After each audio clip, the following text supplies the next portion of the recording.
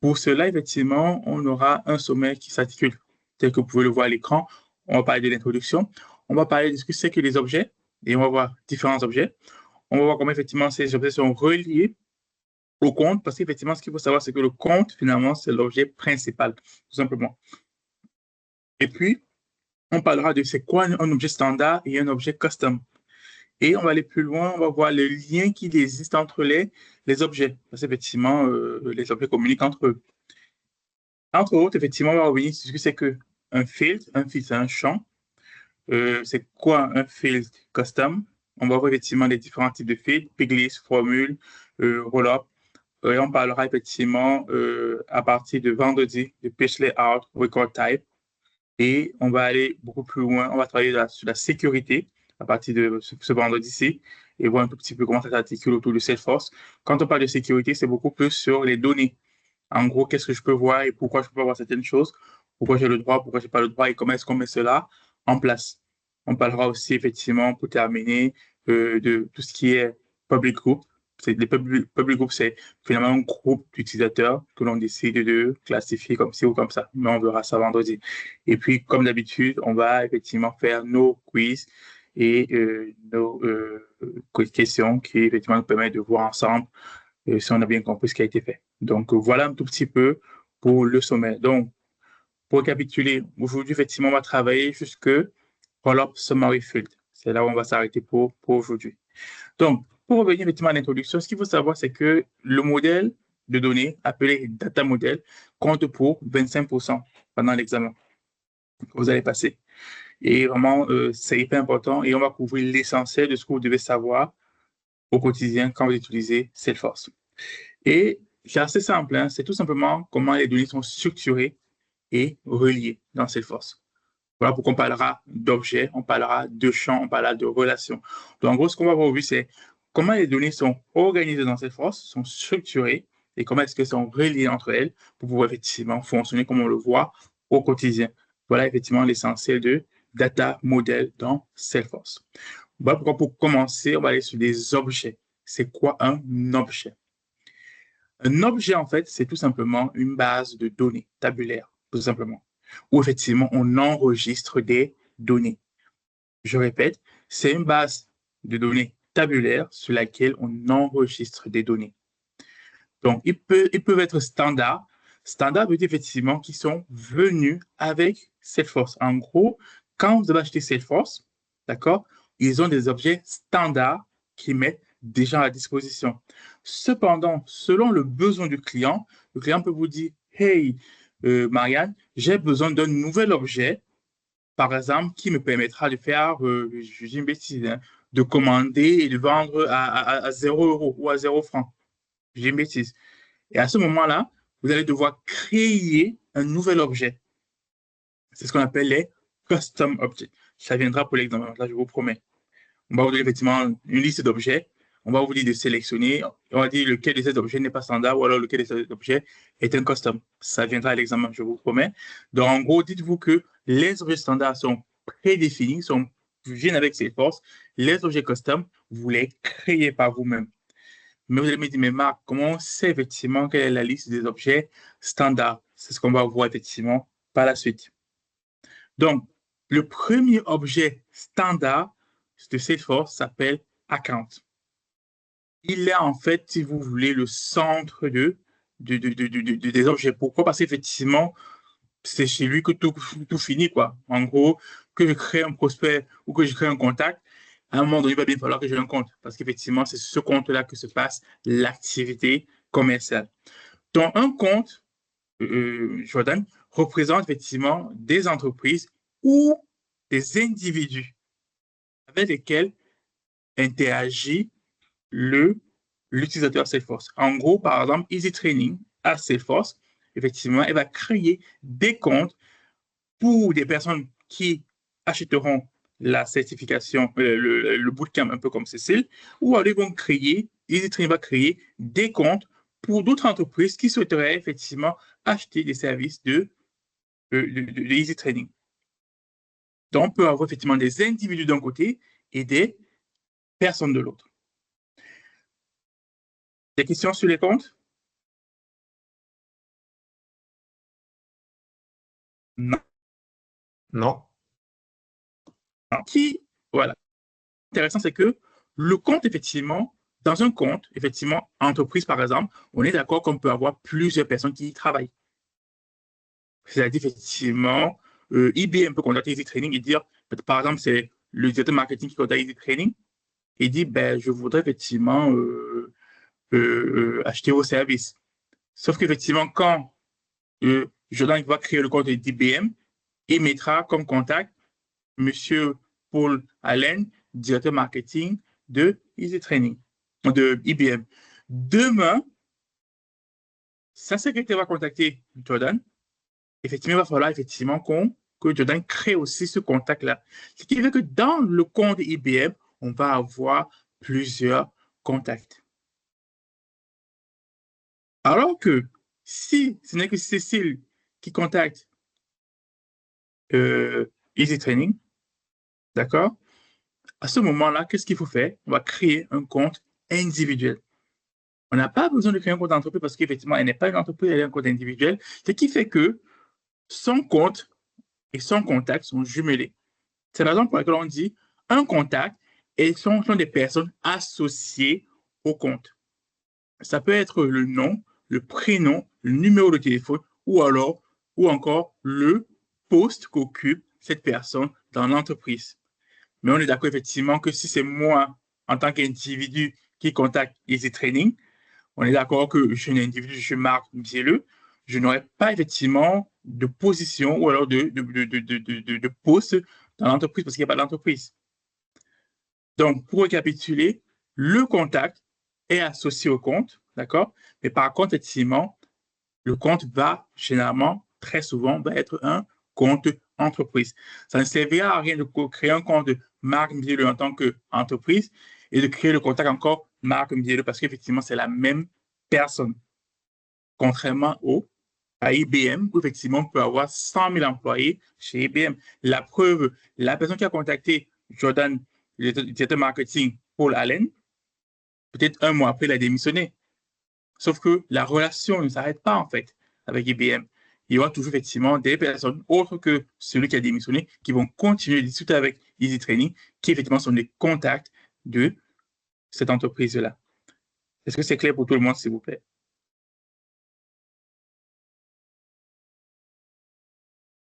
Oui, c'est bon. J'ai une question, s'il vous plaît. Oui, OK. Euh, Lorsqu'on enregistre quelqu'un avec un compte individuel ou un compte entreprise, est-ce oui, qu'il y a des étiquettes qu'on associe à des personnes pour pouvoir différencier? oui, oui, Est-ce le que du type de moins ça se compte. Le type de compte. On peut effectivement Non. créer un champ. Oui, pardon. OK, non, ça va. Je crois que vous êtes en train de répondre avec le champ. Oui, effectivement. En fait, quand on va enregistrer le compte, on crée un champ qu'on appelle type pour dire choisissez le type de compte que vous créez. Effectivement, je peux faire en sorte que si on choisit le type de compte B2B, par exemple, je veux dire une entreprise, les champs seront différents de si on choisit effectivement un individu. Parce qu'effectivement, si tu choisis B2B, je te demanderai par exemple le, le nom de l'entreprise, l'adresse, le numéro fiscal par exemple. Mais si tu choisis individu, je vais peut-être limiter les champs que tu vas remplir. C'est ce qu'on appelle dans le jargon Salesforce de record type. Mais on va le voir dans la foulée vendredi. Selon effectivement l'info que tu veux, tu remplis les informations, les champs différemment. Donc oui. Donc effectivement, on fait un choix et ça joue effectivement sur les champs remplis. Donc voilà effectivement le lien et la différence entre compte et contact. Mais il D'accord. faut effectivement, Bon. pardon? Ah, désolé. En fait, Ouais. je voulais dire ceci. Mhm. Oui, j'ai bien saisi la différence entre compte et contact, mais je voudrais savoir, est-ce que lorsqu'on enregistre un contact, il est possible de l'étiqueter? Par exemple, à Easy Training, lorsqu'il y a une interaction avec quelqu'un et qu'on l'enregistre dans notre base de données, on l'étiquette peut-être avec, comment dire, peut-être avec sa source. On va dire, bon, peut-être il est venu Oui, de oui, LinkedIn oui, ou il est venu de LinkedIn, mais c'est peut-être oui, telle on peut. formation à laquelle il est intéressé. Donc, Oui. c'est un peu ça. Oui, OK. on peut effectivement. Ça, c'est même un détail pour Salesforce. Ça, on peut effectivement. La source généralement, ce que vous appelez peut-être contact, nous, on appelle ça chez Salesforce un prospect. C'est quelqu'un, effectivement, qui éventuellement est intéressé, mais n'est pas encore, on va dire, il n'est pas mûr. C'est pas la personne qui va vendre dès maintenant. Il est peut-être intéressé et on va mettre la source du prospect. Est-ce qu'effectivement, il est venu parce qu'il était recommandé? Est-ce qu'il est venu parce qu'il était chez LinkedIn? Est-ce que c'est plutôt sur WhatsApp? Effectivement, mais ça nous permet effectivement, après de faire des rapports et de savoir finalement, nos clients, ils viennent le plus d'où? Au final de LinkedIn, par exemple, parce que c'est ce que le rapport nous a démontré. Oui, on peut mettre ça en place. Il n'y a pas de souci. Maintenant, effectivement, on a parlé de compte, on a parlé de D'accord, contact. merci. De rien. On a parlé de compte, on a parlé de contact. Mais c'est quoi le but final? On est d'accord que le but final, c'est de pouvoir vendre. Quand on enregistre un compte ou un contact, le but, effectivement, c'est de pouvoir amener ces personnes-là ou alors cette entreprise-là à acheter. Mais sauf qu'on est conscient que l'achat ne se fait pas comme ça. C'est pas parce qu'il veut lui dire bonjour qu'il va acheter. Voilà pourquoi Salesforce a créé ce qu'il appelle des opportunités. Ça, c'est le troisième objet le plus important, les opportunités. Les opportunités, c'est tout simplement les potentiels ventes. On va dire ça comme ça. Pourquoi on dit potentiel? Parce qu'on est conscient que ça peut prendre du temps entre le fait de créer l'opportunité qui est le projet de vente jusqu'à la signature du contrat et le paiement par le client, ça peut prendre du temps. Voilà pourquoi effectivement, les opportunités ont différents statuts. On peut avoir différents statuts. Quand vous voyez là, j'ai mis qualification, proposal, negotiation and closing. C'est ce que j'ai mis, hein, mais chaque entreprise peut pouvoir définir les différentes étapes de son projet de vente. Je prends un exemple par exemple. Ça peut être que la première étape, c'est client contacté. La deuxième étape, c'est on a une négociation. Troisième étape, c'est vendu ou alors pas vendu. C'est tout. Donc, chaque entreprise définit les différentes étapes de son opportunité, de son projet de vente vis-à-vis d'un client. Et ça, effectivement, c'est ici que on sait combien on a vendu, combien on a perdu, combien de projets, combien de clients finalement n'ont pas abouti. Donc, dans le cas de Easy Training, par exemple, c'est on a des personnes qui ont été contactées. Elles ont dit effectivement qu'elles sont intéressées par le bootcamp, par exemple, sur DevOps. 10 personnes, par exemple. On a effectivement créé une opportunité parce qu'on a dit, on sent que ça peut le faire. Parce qu'effectivement, on ne crée l'opportunité que quand on sent qu'il peut acheter. Donc, sur les 10 personnes, effectivement, on peut effectivement suivre les 10 personnes et à la fin, on saura finalement, parmi ces 10 personnes-là, combien ont acheté le bootcamp DevOps, combien n'ont pas acheté. Donc, dites-vous qu'on ne crée l'opportunité que quand on sait qu'il y a une vente potentielle. Si c'est quelqu'un juste avec qui on discute, qui dit oui, je vous reviens, voilà, à ce moment, on ne crée pas l'opportunité. L'opportunité n'est créée que quand il vous dit, ouais, je suis intéressé par telle formation, ouais, par exemple. Et à ce moment-là, on crée l'opportunité, on espère que dans les 2, 3 jours qui suivent, ils puissent faire le paiement et à ce moment-là, on ferme l'opportunité. Mais dites-vous que toute opportunité est obligatoirement reliée à un compte. On ne peut pas vendre d'opportunité s'il n'y a pas de compte. Parce qu'effectivement, on crée l'opportunité pour qui? On ne crée pas d'opportunité sur les contacts. On ne crée pas d'opportunité sur les prospects. On crée une opportunité seulement sur un compte. Donc voilà, effectivement, le troisième objet, c'est force hyper, hyper important. Les opportunités, parce que de toute manière, c'est ça le but, on veut vendre. Est-ce qu'il y a des questions sur les opportunités, s'il vous plaît?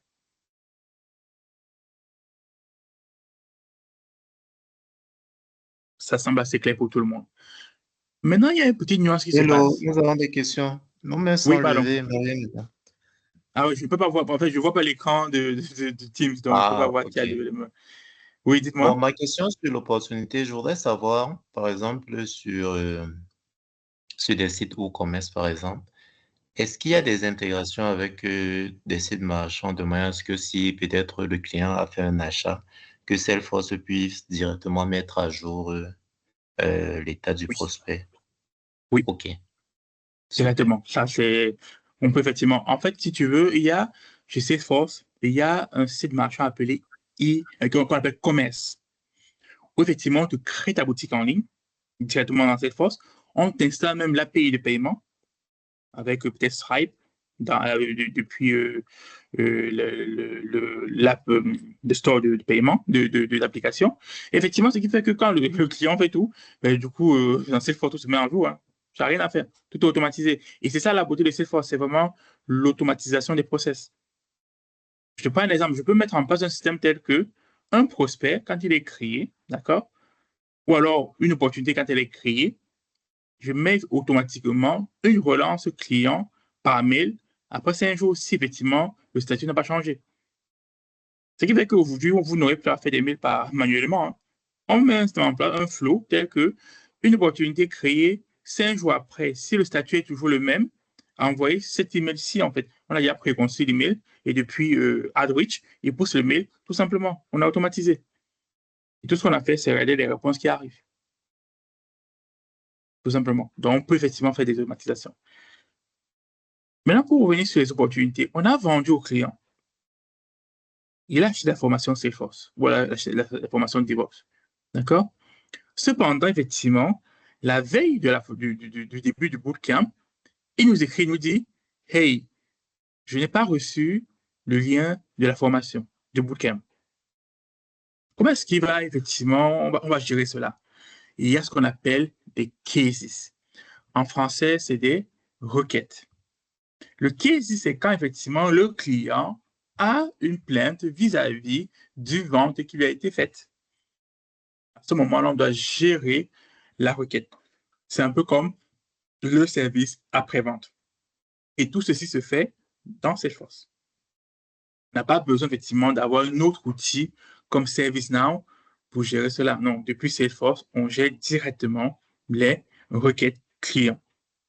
Ce qui fait que on sait exactement, parce que tout est lié. Rappelez-vous, on l'aura eu comme prospect, comme peut-être compte ou comme contact si jamais c'est une entreprise, comme compte, comme opportunité. Ben, du coup, la suite est logique. S'il a un problème, on va pas aller ailleurs. On reste dans Salesforce et on traite son problème. Ce qui fait que l'équipe qui s'occupe des requêtes, quand elle reçoit la requête, parce qu'effectivement, il faut le dire, c'est pas la même équipe qui a vendu qui va gérer les services après-vente. Il y a un service SAV. Donc, quand le service SAV reçoit la requête, en fait, elle n'a pas besoin d'appeler le service quand elle dit en fait, Madame Nemi, elle a acheté quoi exactement? Non, pas besoin. Le SAV a, grâce à l'objet qui existe, a toutes les infos sur le client. Elle sait effectivement, cette équipe sait ce que le client a acheté, cette équipe sait quand, les détails, email, numéro de téléphone, en fait, elle a accès à tout exactement dans ses forces, ce qui fait que la résolution de la requête est beaucoup plus simple. Donc, ça, c'est les cases.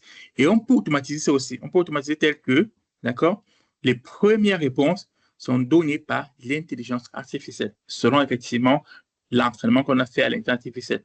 On a ici un client écrit en disant, j'ai pas reçu le lien du bootcamp, OK? On peut entraîner l'IA en disant effectivement que si le bootcamp concerne Salesforce, allez chercher ce lien-ci et envoyer directement au client. On peut le faire aussi. On automatise aussi effectivement le service de requête grâce à l'IA.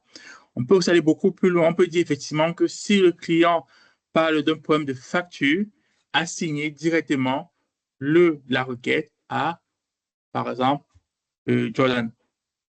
Tout le reste, donner à tout le monde. Mais dès qu'on parle de facturation, il n'y a que Jordan qui peut traiter les requêtes de facturation. Donc, voilà comment effectivement on peut automatiser tel que ça facilite la résolution des requêtes soumises par les clients. Mais rappelez-vous qu'Exis arrive seulement après opportunité. C'est seulement quand le client a acheté qu'il a un problème et derrière, on va résoudre son problème. Parce que l'idée encore, c'est de pouvoir satisfaire le client. Est-ce qu'il y a des questions sur Exis, s'il vous plaît?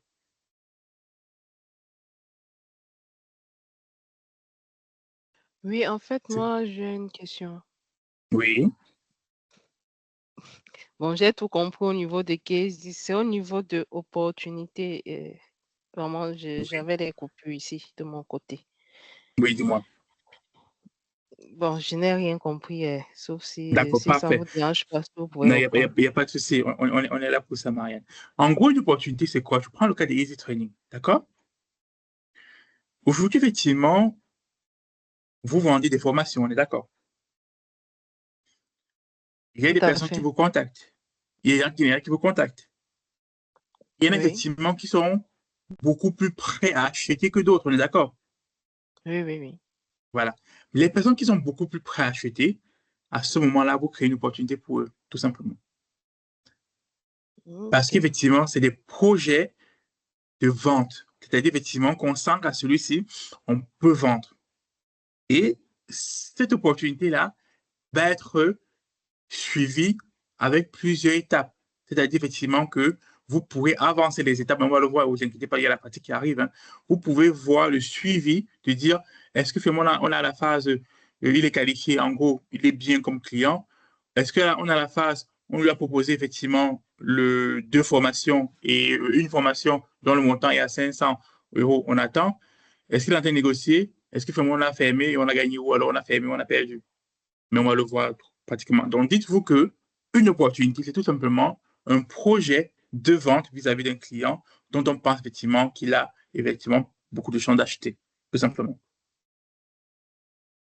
Le prospect, c'est quelqu'un effectivement avec qui ça m'intéresse, mais pas plus que ça. Le compte, jamais on crée le compte quand on veut créer l'opportunité. Hein. Je vous rassure déjà, on crée le compte quand on dit il faut l'opportunité. On ne crée pas le compte pour rien. Non, non, non. Si on crée un compte parce qu'il y a une opportunité derrière qui va suivre, sinon il reste un prospect. Ok. Donc, voilà. Donc, si vous recevez un email de quelqu'un qui vous dit bonjour, Easy Training, je suis intéressé par l'une de vos formations, ça, c'est un prospect. D'accord? Et vous dit OK, Mhm. faites-moi un devis. D'accord? Pour la formation X, Y, Z. Dès lors qu'il demande le devis, naturellement, Marianne, vous vous dites ça, ce n'est plus un prospect, il faut que je lui crée son compte. Parce qu'il a demandé le devis. Mais celui qui dit juste que oui, bravo, ce que vous faites, c'est intéressant. J'ai bien aimé effectivement votre petite vidéo sur LinkedIn concernant ça. Voilà, quoi. Ça, c'est juste un prospect à qui on peut de temps en temps faire des petites relances, proposer des formations, et ainsi de suite. Mais quelqu'un qui vous dit, je veux un devis, quelqu'un qui vous dit, c'est quand le prochain bootcamp, quelqu'un qui vous dit, je voudrais bien effectivement participer à une de vos formations, ça, on se dit, allez, on peut y aller, on lui crée son compte, on crée directement l'opportunité et le but, c'est que l'opportunité soit un win, qu'on puisse vendre au final. Donc voilà. C'est tout bon, Marianne? Oui, c'est bon. Mais là, j'ai essayé de créer un compte. Mais je vois, là, on me demande des comptes, compte principal, numéro de compte, à quoi ça. J'espère qu'à la fin, on aura peut-être un cas pratique comme ça où on pourra remplir, Ne vous savoir inquiétez pas, comment. vous inquiétez pas. On va le voir justement Ok. dans la foule, on va le voir là maintenant, en fait. Ok, merci. Ok. C'est tout. Donc, on a parlé des cases, mais bien évidemment, on est d'accord qu'avant que tout ceci n'arrive, avant qu'on ait le compte, le contact, ou encore l'opportunité, ou encore le case, c'est-à-dire qui est la requête, forcément, on a nos leads, qui sont des prospects. C'est tout simplement des personnes éventuellement intéressées, potentiellement, on ne sait jamais. Voilà. C'est un peu comme aujourd'hui, euh, le salon de l'automobile a lieu, d'accord? Il faut s'enregistrer pour pouvoir participer au salon de l'automobile, par exemple. Il y a peut-être 10 000 personnes qui sont inscrites, d'accord? Moi, je suis BMW, je vends les voitures. Je vais aller acheter cette liste-là, d'accord? Et je vais les mettre dans Salesforce comme prospects, comme leads. Parce qu'en fait, c'est des personnes qui ne sont pas qualifiées. C'est des prospects qui ne sont pas qualifiés. C'est tout simplement une liste de personnes dont j'estime que potentiellement, elles pourraient être intéressées. Donc, du coup, je prends les 10 000 personnes, je les mets dans Salesforce comme prospects. Et puis, je les contacte. Et selon effectivement les retours que j'ai, ça se trouve parmi les 10 000 personnes, il y en aura 100 qui vont finalement acheter une BMW chez moi. C'est exactement ce qui se passe quand on parle de prospect. Par exemple, je parle que Jordan et Marianne, vous êtes d'accord avec moi dessus. Vous vous rappelez, Jordan et Marianne, avant d'arriver au bootcamp Salesforce, qu'on fait aujourd'hui, on a fait effectivement des sessions de webinaires gratuits où effectivement les gens pouvaient venir gratuitement écouter ce que c'est que Salesforce, les métiers autour, les certifications. Ces personnes-là, ce sont des prospects, ce sont des leads. La preuve, vous les avez relancés effectivement bien après pour pouvoir les convertir en quoi? Compte et avoir éventuellement une opportunité derrière. Donc, ces personnes étaient dans Salesforce, on aurait créé, on aurait poussé ces gens-là en lead et puis derrière, on aurait dit finalement, parmi eux, combien vont finalement participer au premier bootcamp Salesforce. Donc, voilà.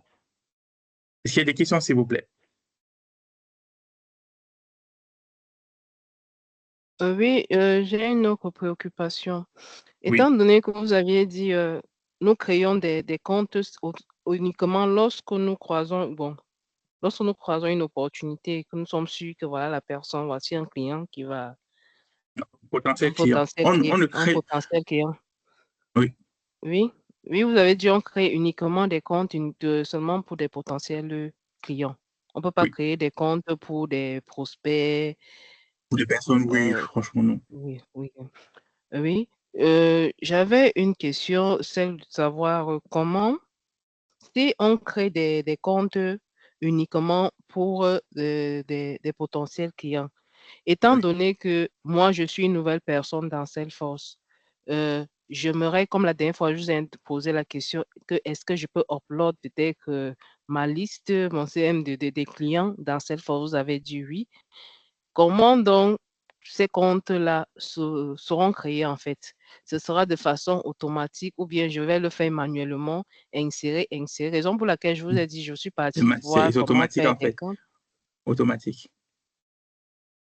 Si je Avec vais toutes les insérer, questions que j'ai vues là, monsieur Marc, monsieur Bielet, pardon? avec toutes les rubriques que j'ai vues qu'il faut remplir là, dans le compte là. Oui, oui, en fait, c'est ce qu'on appelle le mapping. En fait, si tu veux, on crée un fichier appelé un fichier Excel CSV, d'accord? Tout ce qu'on demandera à faire, c'est combien de champs tu veux, tes comptes tu veux, combien d'informations en termes de champs, nom, prénom, numéro de téléphone, ainsi de suite. Tu peux me dire, tu veux chez les cinq champs. Du coup, moi, je fais mon mapping et quand je pousse ton fichier Excel dans Salesforce, ça va remplir les cinq champs tout simplement. Rappelez-vous que les champs que vous voyez ne sont pas forcément obligatoirement à utiliser, hein. On peut les virer, hein. Voilà pourquoi, effectivement, quand un client achète, par exemple, Stata Suite, le module pour Salesforce pour les petites entreprises, il y a des champs, effectivement, qu'on va virer. On fait un mapping entre son activité et Salesforce et on décide que le champ, ce n'est pas important, on le vire, ainsi de suite, tout simplement. Donc, on n'est pas obligé de tout remplir, Marianne. Pas du tout. Il y a des champs qui ne servent à rien pour vous, en fait. Voilà. On ne remplit que les champs qui vous intéressent. Si vous n'intéresse pas, on met de côté. Voilà pourquoi on parle de configuration, en fait. On configure pour que Salesforce s'adapte à votre business. Donc, voilà. Donc, voilà. Bon, nous Donc, avions déjà les. oui, Oui, nous avons déjà, j'estime que ceux qui, vous avez parlé des cases in oui, Salesforce, ceux qui sont dans les cases in Salesforce, vous avez dit qui ont des soucis, bon, on a fait le post-conf. suivi, comme vous parliez de SAV, de SAV. Oui, Je me dis, est-ce que ils auront aussi besoin, parce que ce sont déjà des clients qui sont là et qui se plaignent, est-ce qu'il y a aussi une oui. autre procédure, comme des comptes, des trucs comme ça qu'il faut aussi encore créer pour eux? Ou bien c'est juste le suivi? Non, non, une requête est liée à un compte, hein, d'abord. Ah, ok, c'est bon Non, alors. non, une requête est liée à un compte. Il n'y a pas de requête sans compte, hein. Il n'y a pas de requête sans compte. Donc, voilà. Non, non. Donc, du coup, non, il n'y a pas besoin de. C'est vraiment la suite, quoi. Donc, comment tout ceci est relié au compte? Comme je disais au début, le compte, c'est l'objet principal. Tous les objets sont liés au compte, comme je disais encore à l'instant. Donc, c'est l'objet principal, d'où effectivement les contacts, les opportunités, les cases ou encore les activités sont liées au compte. Donc, voilà. Maintenant, pour revenir un tout petit peu sur. Pour aller au niveau technique maintenant, je repartage. Vous voyez mon écran? C'est force?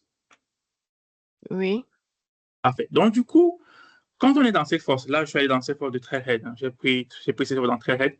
Et ici, effectivement, dans Trailhead, si vous le voulez aussi, je vous invite à le faire. vous aurez effectivement des données qui ont déjà été chargées par Salesforce. Donc, voilà. Bon, Donc, pour vous, l'image que effectivement, j'ai enregistrer, devant moi, Pardon? la seule image que j'ai devant moi, c'est, bon, le slide que j'ai, c'est Lead in Salesforce. Je ne sais pas si vous avez OK. partagé. Ouais, je partage Salesforce en fait, mais vraiment, vous ne voyez pas, c'est pas grave, je vais refaire. Des fois, ça peut bloquer. C'est tout bon maintenant? Vous voyez Salesforce? Pas de mon côté, c'est pas pour les autres. Cécile? Moi, je le vois. Moi, je OK. vois. OK, donc du coup, je pense que c'est ta connexion qui prend du temps, Marianne. OK. Mais malheureusement, désolé. Du coup, les tomates sont enregistrées. Donc, en fait, Salesforce, effectivement, comme vous pouvez voir, moi, j'ai pris, comme je disais tantôt, j'ai créé un playground depuis Trailhead pour les sites d'aujourd'hui parce qu'effectivement, bon, vous pouvez le remarquer, par exemple, on a des jeux de données qui sont déjà faits par Salesforce. Donc, vous aussi, si vous voulez des jeux de données gratuits, voilà, sans faire d'effort, allez dans Trailhead, créez votre playground et vous aurez des jeux de données. Donc, comme on parlait tout à l'heure des jeux, moi, je vais penser maintenant, je vais aller dans une approche business. Je reçois un contact d'une personne, effectivement, qui semble m'intéresser. Je crée un lead, tout simplement. C'est le prospect. Oh, pardon. Oh, je crée un lead, par exemple. Ce lead-ci, effectivement, donne le rouge. Effectivement, vous voyez, il me propose directement, dans la configuration actuelle, il me propose de savoir si c'est une entreprise ou pas. Je vais dire oui, ABC Company. Juste pour aujourd'hui, je vais dire oui, ABC PTY, par exemple. Et vous voyez, effectivement, toutes les informations avec un astérisque sont obligatoires. Donc, voilà. Donc, je crée le lead et il me demande le statut du lead. Donc, je peux dire, effectivement, il est open, mais je ne l'ai pas encore contacté. Donc, tout dépend effectivement de ce que je veux. Je peux mettre différentes informations ou pas, tout simplement. Donc, voilà. C'est à moi de définir ce que je veux mettre comme information. Donc, si effectivement ça me convient, Jordan, tout à l'heure, tu as parlé de la source du prospect, par exemple. Tu as vu? Ça, c'est la source du prospect. On peut remplacer ça par LinkedIn, WhatsApp, recommandations, ainsi OK, de suite. on peut On met ce qu'on ajouter veut. quoi? Alors, On peut ajouter en fait. on peut remplacer tout ça même, en fait. Bon, ça veut dire On peut tout que remplacer. même lorsque ça se fait automatiquement, on pourra toujours mettre quoi? Oui, exactement. OK. Donc, je mets effectivement il est venu d'Internet. Effectivement, le prospect est créé. Donc, vous voyez effectivement que c'est l'un des objets principaux de Salesforce. Le prospect est créé. Vous pouvez le voir. Et voilà les différents statuts d'un prospect. Encore une fois, ça vient avec Salesforce, mais on peut le changer. Tout dépend effectivement de l'activité que vous menez. Donc, je peux dire effectivement que ce prospect, oui, Oui. Marianne, Oui, je ne sais pas pourquoi vous aviez dit on a créé le lead et vous aviez oui. créé en même temps la compagnie. Pourtant, c'est un prospect. Et si le prospect ne sort pas d'une compagnie, est-ce qu'on va inventer la compagnie? Non, justement, comme je disais, les champs que vous voyez, c'est les champs juste généraux, on peut enlever, il n'y a pas de souci. Mais quand vous dites il y a l'astérisque, l'astérisque normalement nous oblige C'est à dans le mettre Salesforce que quelque j'ai. chose. C'est dans le playground que j'ai. Si on configure Ah, Salesforce pour un OK. client, selon ce qu'il veut, on peut enlever, par exemple. Je peux enlever l'astérisque et dire effectivement ce champ, ce n'est plus obligatoire. Dites-vous en fait que Salesforce, tout ce que vous voyez là, en fait, on peut changer tout. Partez de cette base-là, en fait, que tout ce que vous voyez, on peut littéralement tout changer. Dites-vous ça, en fait. C'est ça l'avantage de Salesforce. Donc, mon lead, je le convertis effectivement parce que on a bien discuté. Vous voyez, il me dit, Marc, est-ce que tu veux que je crée directement le compte de l'entreprise avec le contact M. John Rouge et directement l'opportunité, par exemple? Il me demande ça. Donc, mais je peux dire, non, ne crée pas en fait l'opportunité, crée juste le compte, le contact. C'est comme je veux. Mais pour aujourd'hui, je vais dire, crée tout. Et vous avez remarqué effectivement qu'il a créé le compte client ABC PCY. Il a créé le contact lié au compte client ABC PCY et il a créé l'opportunité qui est le projet de vente ABC PCY directement. Donc voilà comment effectivement je peux gérer au quotidien. Mais effectivement, tout ceci que j'ai fait de manière automatique, on peut le faire manuellement. J'aurais pu effectivement dire, je veux créer le compte tout simplement manuellement. Je peux le faire aussi. Mais dites-vous que les champs que vous voyez là, par exemple, ils ne sont pas obligatoires, on peut les virer. On peut garder que les champs qui vous correspondent, en fait. Donc, le client, effectivement, peut décider que, Marc, tous ces champs ne m'intéressent pas, tu me les vis. Ben, je vis. Donc, voilà. Donc, voilà un peu à quoi ressemblent les comptes. Donc, les objets principaux à retenir vont être leads, contact, compte, opportunité. Mais après, il y a d'autres objets comme campaign. Ça, c'est pour effectivement la gestion des campagnes marketing. Les tâches vis-à-vis de mes clients. Par exemple, les appeler, envoyer des emails, renvoyer une relance, les rapports et les dashboards, les rapports et les tableaux de bord, ainsi de suite. Donc, dites-vous en fait, tout ce que vous voyez ici, c'est des objets. Et là, ils sont standards. Par contre, il existe des objets, effectivement, qui peuvent être créés. Donc, voilà. Et la liste complète, j'ai cliqué sur le petit crayon là. Add more. All. Ça prend un peu de temps. Voilà. Vous aurez la liste complète. Mais rassurez-vous, il y a plein de choses qu'on utilise pour le quotidien. Voilà pourquoi les principaux sont dans le menu principal. Mais vous avez la liste complète ici de tous les objets. Mais il y a plein, effectivement, qu'on n'utilise pas dans le quotidien. Donc, voilà, en fait, ce qu'on appelle des objets standards. Donc, pendant l'examen, vous aurez la question de savoir lead, contact, account, opportunity et j'ai une bêtise, hein, soirée, lequel de ces objets-là n'est pas un objet standard. Il va falloir cocher. Donc, je vous invite à retenir les objets standards qui sont les plus importants, c'est lead, contact, account, opportunity, campaign aussi, ça peut être important, mais au moins les 4 premiers-ci, ils viendront à l'examen. Et ça, je vous promets. Ces 4-là. Donc, voilà un peu pour les objets standards, Salesforce. Est-ce qu'il y a des questions dessus, s'il vous plaît?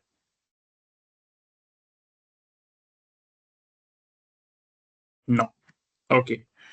Du coup, pour revenir effectivement sur la définition, le standard, l'objet standard inclut effectivement, comme on l'a vu, les leads, les comptes, les contacts, les opportunités, les campagnes, les cases, solutions, tasks, event, price book. Voilà, c'est vraiment les standards.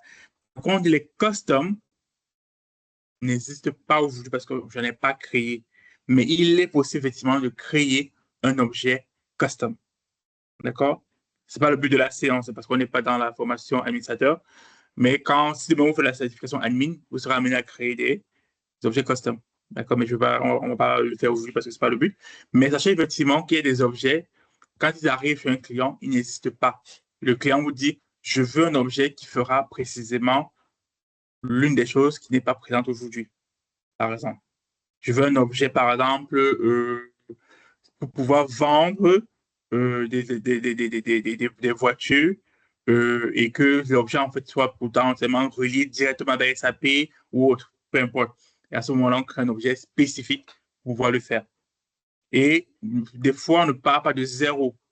On va juste copier l'un des objets déjà existants comme opportunité et on va le modifier pour créer l'objet dans le client. Parce que généralement, ce qu'il veut, c'est juste que ce que Salesforce offre ne correspond pas exactement. Donc, on parle de ce qui est déjà existant pour pouvoir le créer.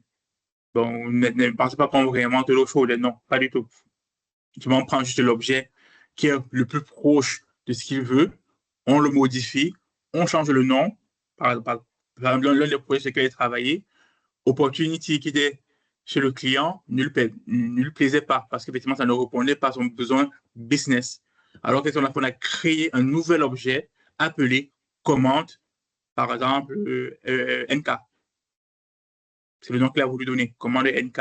Et voilà, c'était pas loin des opportunités, mais c'était pas pareil que les opportunités. C'est ce qu'on appelle effectivement un objet custom. Donc, voilà un peu la différence entre objet standard et objet custom.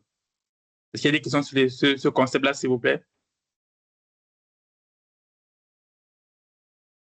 Non. Maintenant, comment est-ce que ces objets sont reliés entre eux? Parce qu'effectivement, vous avez remarqué que je vous ai dit, on ne peut pas créer d'opportunités sans sans compte, parce qu'effectivement, non, il faut un compte pour une opportunité.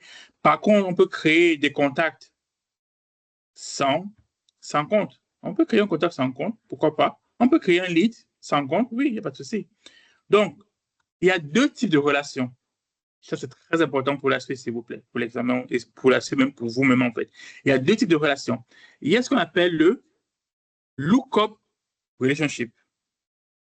En fait, c'est une relation d'indépendance.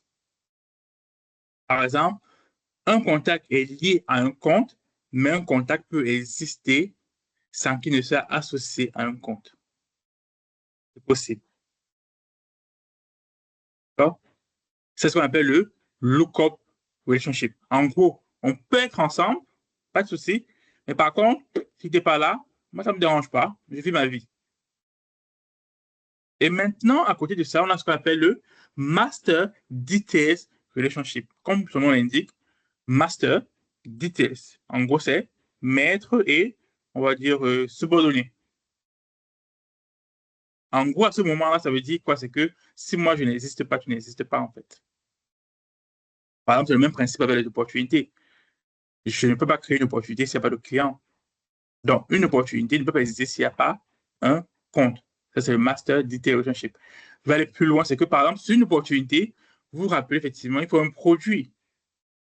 L'opportunité, c'est juste le projet de vente. Mais qu'est-ce qu'on vend exactement? Il faut un produit. Et ce produit-là, par exemple, si j'efface l'opportunité, automatiquement, l'opportunité, le produit s'efface. C'est pareil pour une opportunité avec un compte. Si j'efface un compte, quelle est les opportunités? L'opportunité disparaît aussi. Donc, voilà, en fait, les deux, c'est soit on a lookup relationship, c'est on est indépendant, mais on peut travailler ensemble.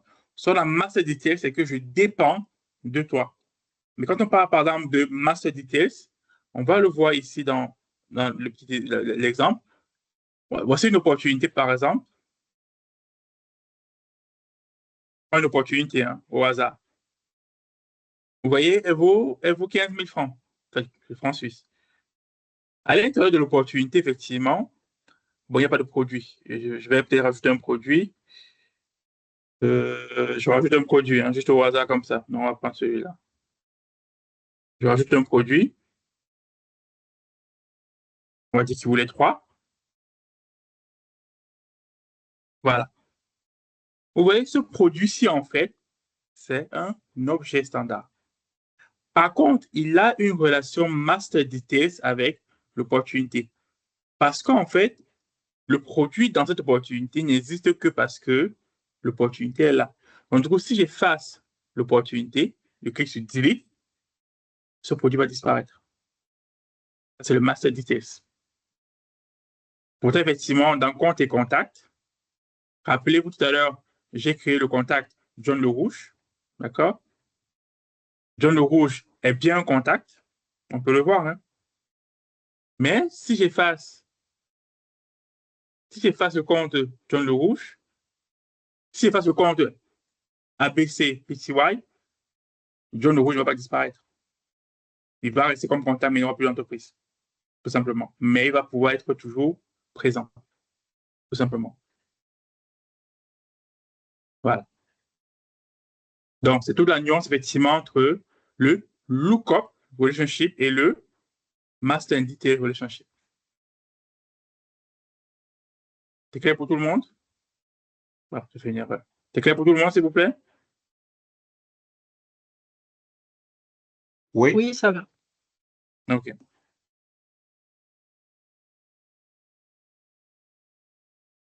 Donc, voilà un peu pour la partie objet. C'est tout bon, on va passer pour terminer à la partie field. On a 13 minutes et ça sera effectivement assez. Donc, un field, c'est quoi un field? En français, c'est un champ. Comme vous le savez, un champ, c'est tout simplement un espace dans lequel on met des données. Et sur Salesforce, on peut avoir des champs qui prennent des tests, qui prennent des nombres, qui prennent des dates. Ça dépend effectivement de comment est-ce qu'on veut effectivement le faire, tout simplement. Donc, un exemple de champ, Si je prends un compte, par exemple,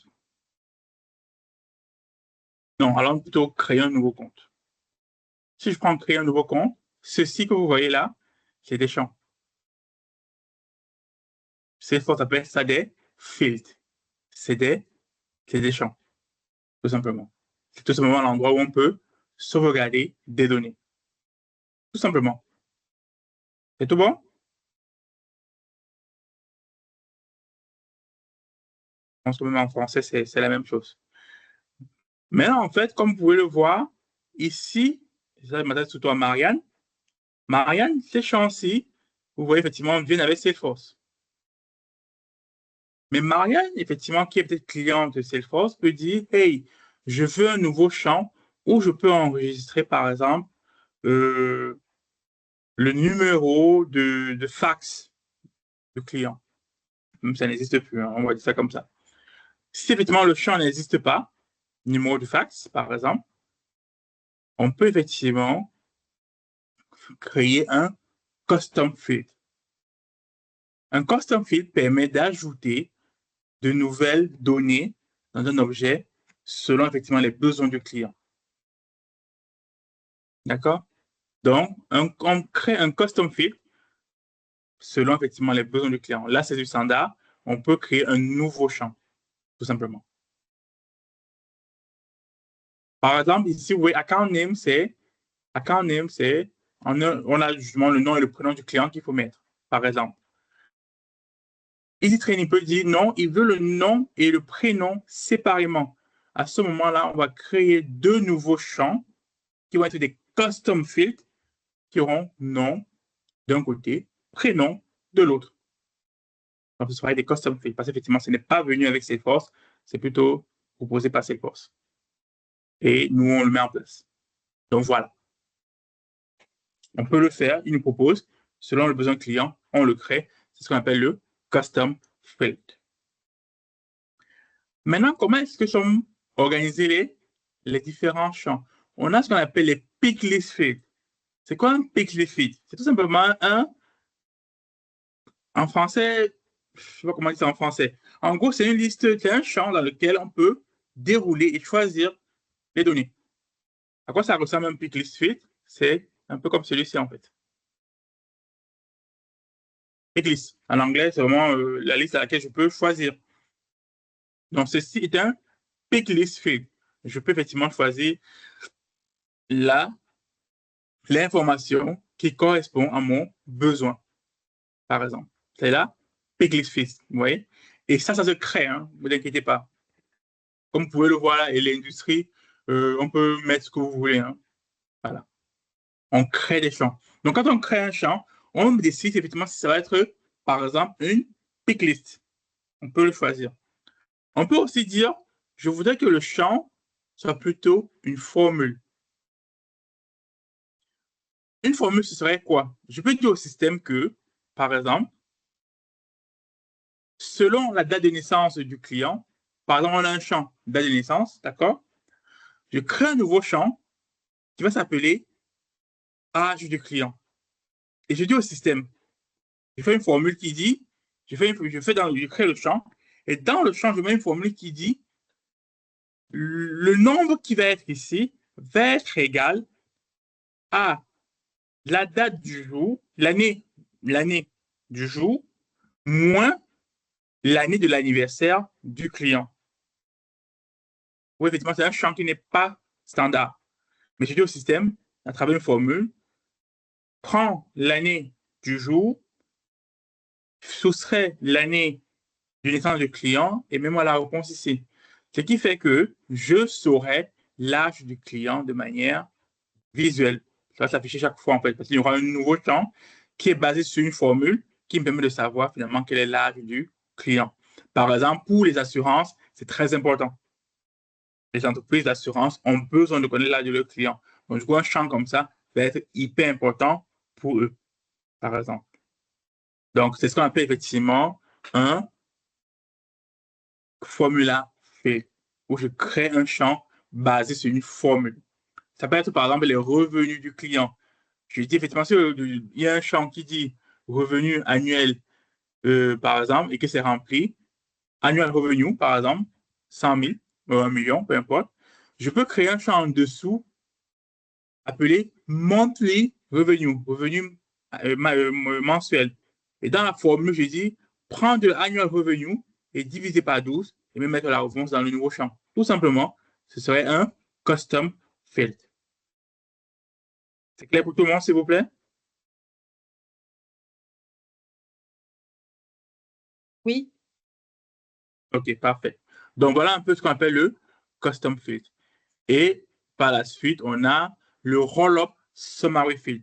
Le roll-up summary field, c'est tout simplement un champ qui va aller calculer la somme d'autres champs et faire l'addition et puis mettre la réponse, tout simplement. Donc, un exemple tout bête, hein, on peut avoir ici annual revenue, par exemple, ou alors annual revenue N-1, revenu annuel N-1, revenu annuel N-2, revenu annuel N-3. Donc, on aura peut-être 3 champs avec les revenus sur les 3 dernières années. Donc, 2024, 2023 et 2022. Maintenant, je peux créer un nouveau champ appelé revenu total sur les 3 dernières années. Et je dis au système, va prendre le revenu annuel N-1, le revenu annuel N-2 et N-3, additionne les 3 et mets-moi ça dans un nouveau champ appelé revenu total sur les 3 dernières années. Et c'est ce qui s'appelle effectivement un roll-up summary field, où tout simplement, il va chercher l'information, il va additionner, comme on dit là, oui, aggregate data, et tout simplement, et mettre en place. On peut le faire aussi sur les opportunités pour calculer le montant total, par exemple. Par exemple, c'est une opportunité, dans une opportunité, par exemple, on peut dire au système, s'il y a plusieurs produits, là, effectivement, vous voyez, j'ai un seul produit, on peut avoir plusieurs produits, et on va dire au système que va chercher les différents produits, et puis le montant des différents produits, et puis tu les additionnes, et tu nous fais un montant total, et tu retires la taxe, par exemple. Tu mets une taxe de 14%, par exemple, on peut faire ça. Vous voyez, on peut faire ça aussi. Voilà. Voilà, on a même un très bel exemple là. Regardez, effectivement, ici, j'ai rajouté les produits. D'accord? Et regardez le montant ici, il a changé. C'est ce qu'on appelle un roll-up, en fait. Ce champ-ci est un roll-up parce qu'effectivement, il additionne tout ceci pour pouvoir calculer celui-là, en fait. Très bel exemple, même en plus. Donc, si je rajoute un autre produit, là, on a 285 000. Si je rajoute un autre produit, automatiquement, je vais mettre, OK, 10 000. Voilà, on va faire 300 000. Je mets une quantité, et derrière, si je valide, il passe à 300 000. Ça, c'est le roll-up. Il allait additionner. Donc, du coup, la formule dans ce champ-ci, c'est tu vas chercher tous les sales price des produits, tu additionnes tout ça, et puis tu mets la réponse là. C'est le roll-up. C'est ce qu'on appelle effectivement le roll-up summary field. Voilà, en fait. Est-ce qu'il y a des questions, s'il vous plaît? Pas de question pour moi. Marianne? OK, parfait, Cécile. Donc, du coup, voilà effectivement pour aujourd'hui. C'est bien ça, non? Oui, c'est bien ça. Roll-up summary field. Oui, voilà aujourd'hui pour ce qu'on pouvait voir sur la partie données de le data model. Vendredi, effectivement, on va continuer avec tout ce qui est page layout, record type et la sécurité. Donc, voilà. Si c'est tout clair pour vous, on a encore 3 minutes. Ce que je propose effectivement, c'est que pour vendredi, je vous invite effectivement à naviguer encore plus dans les comptes, contacts, opportunités. Créez-en, faites ce que vous voulez. Vous pouvez travailler sur votre org dans Thread, hein. Vous pouvez le faire effectivement dans ce qu'on a créé, comme vous le voulez, mais naviguez dedans et puis on en repasse des questions. D'accord. J'ai une question par Yes, rapport please. à la vidéo d'enregistrement, par rapport Oui, au compte en fait. oui. Pour la création du compte, vous avez dit Salesforce ne vend les licences qu'à des personnes. Ça veut dire Cette si force, comment? l'entreprise Salesforce vend des licences pour chaque personne. Ça veut dire que si une entreprise a 10 personnes, Utilisateur. bah, il aura, voilà, 10, voilà, merci pour le terme, 10 utilisateurs. Oui. Mais est-ce que c'est pas donc possible qu'une entreprise utilise le même compte, genre il partage juste les accès? OK. C'est une question très compliquée à laquelle il faut répondre, hein, parce qu'effectivement, dans le système européen, effectivement, oui, ils sont vraiment, comment dire ça, très regardants sur le sujet.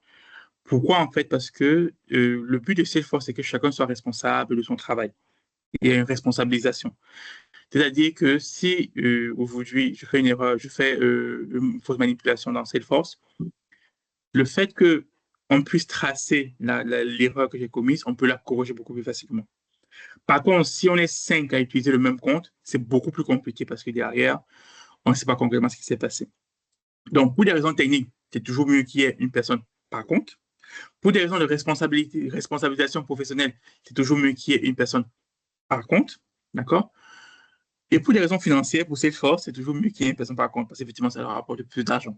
Par exemple, Easy Training, si vous prenez 10 licences, c'est toujours mieux pour eux que si vous prenez une licence. Maintenant, on va être réaliste. Si on parle des TPE, PME, d'accord, ils ont besoin de deux, trois licences, parfois même d'une seule licence. Donc, acheter deux, trois licences, on sait que ça peut être compliqué. Moi, je suis réaliste, hein. Moi, je le dis aux clients, c'est possible de prendre une seule licence, mais ce n'est pas recommandé. Donc, moi, je vais vous dire, si je parle pour moi en tant que accompagnateur sur des projets Salesforce, je dirais, prenez une licence par personne.